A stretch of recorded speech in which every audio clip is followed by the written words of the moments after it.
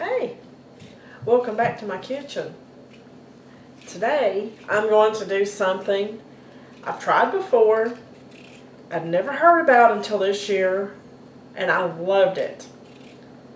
A lot of people can potatoes, and I've canned a lot of potatoes in the past, but never like I'm going to show you now. Like I say, I'd never heard of it until this year. But it's the only way I will ever do potatoes. Okay, I'm down to the nitty gritty of potatoes. I've been peeling potatoes for a while. I didn't figure you guys wanted to watch me peel like 30 or 40 pounds of potatoes. You're welcome. I've got these last two little ones that I dug out. You peel them normally like you always do. You can cut these into any size shape that you want.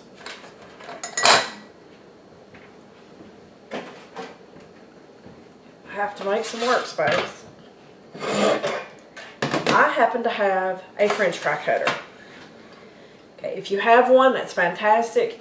If you want to cut them in slices, if you want to hand cut them into different cubes, or just big chunks, or even in halves of ones this size.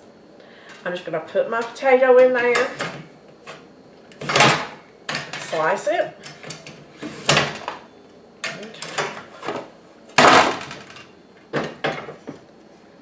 Okay. This is what those look like. I definitely have some longer slices from larger potatoes that I have cut up previously. I have put them in a pot that I have had water with about a cup of lemon juice in there. And I'm going to let them soak for about an hour. Then I'm going to rinse off all the lemon juice and all the potato starch. And that is how it turns out to be so much different from anything that you've had before. Have you ever heard of dry canning?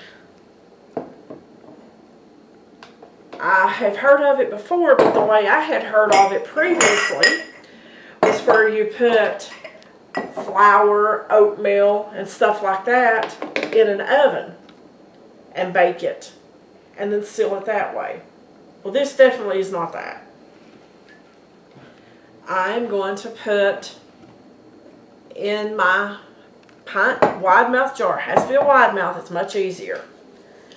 I'm going to put a half teaspoon of salt in each one of my jars. My canner will hold 8 of the wide mouths in the pint size.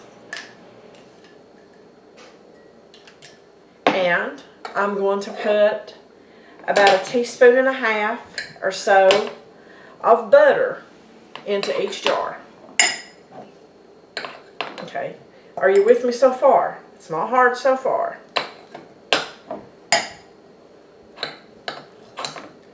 And this is just how fast this comes together. I just took my jars out of the dishwasher, so they're definitely clean. Don't have to worry about that. And this is room temperature butter, so it's much easier to work with. Okay. This is some potatoes that I cut up just a little earlier today, and they have been soaking in the lemon water I was talking about. I've drained them and I've rinsed them, and I'm going to get a potato and I'm going to put it in my jar. No pre-boiling. That one's a little long, so just break it like a green bean. That's what you do on the long ones. Whenever you're doing the pints, we don't need it sticking up. But I'm just going to put these potatoes in here until I have the jar full. So far it doesn't seem that difficult, right? It's not. And when you take these out of the canner and use them, you are going to be amazed at the flavor. They're not watered down. They look pretty. They stay firm. You can use them in anything that you normally would use potatoes in. One of my sons asks for these on a regular basis. We love them fixed at breakfast. After I get done fixing my bacon or my sausage, I will just get a lot of the grease out of the pan. And I will dump this, just pop a top on a jar and dump it straight in.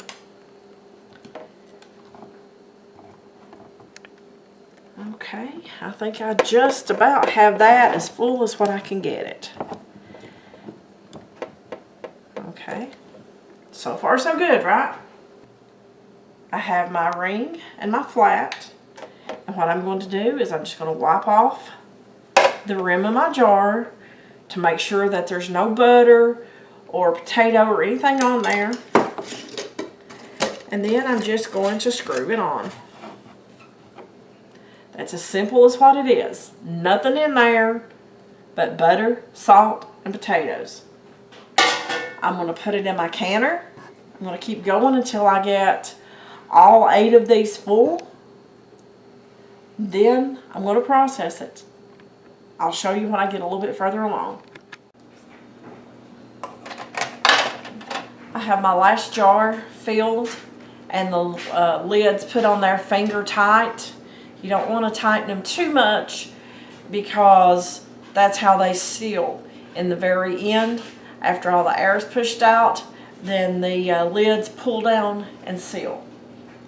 So I have it filled up to the recommended level with water. I have my white vinegar put in there. Why white vinegar?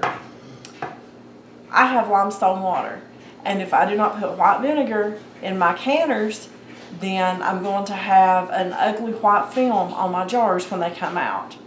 So anytime you have hard water, it's always best to do that. Otherwise you have to clean them in vinegar when they come out.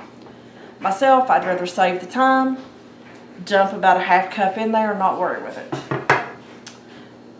Okay, now I'm just going to get the right side on my canner. It only goes on one way, folks.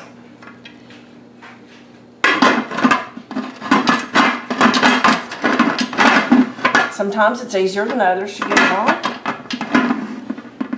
Only because I'm on camera. Okay, there we go. And you put it on and you bring it around until it locks. Okay, the only thing that I'm going to do is turn my gas stove on, bring this up to temperature, and whenever it comes to temperature, this little, let me get another one here and I'll show you what I'm talking about. When it comes up to temperature, this little thing right here will pop up. That means it's under pressure. If it's down, you're good. If it's up, you're under pressure. So just a tip, never ever ever open your canner or Instant Pot if it's under pressure, because it can explode and you can get serious burns. But anyway, back to my canning potatoes. I'm just going to bring that up to temperature and get it up to pressure and let it vent for about 5 minutes. That way it gets all the excess air out of my canner. Then I'm ready to put my weight on there. And then since these are half pints, I'm only going to process those for 30 minutes. When I do my quarts, I do those for 40 minutes. But I'll show you what they look like when they come out.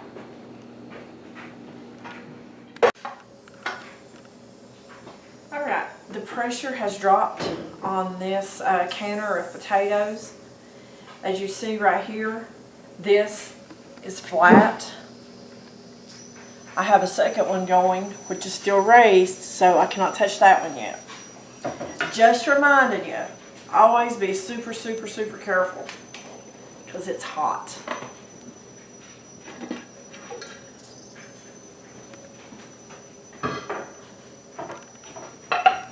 Ooh, did you hear that? That was 2 or 3 of them popping instantly, which is definitely a sound that I like to hear.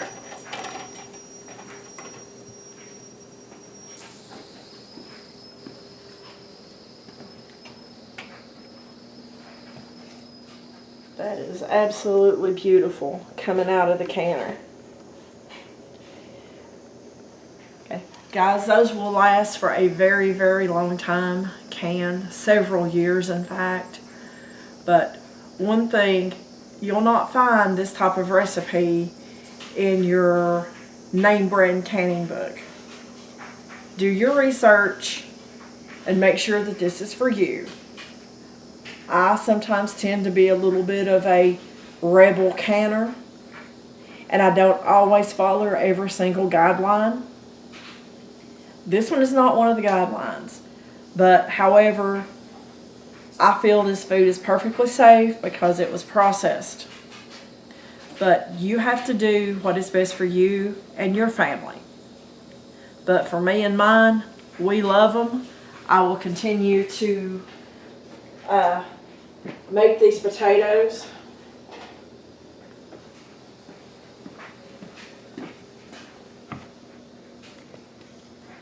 And as you can see right here, I have my next batch prepped and ready to go into the canner.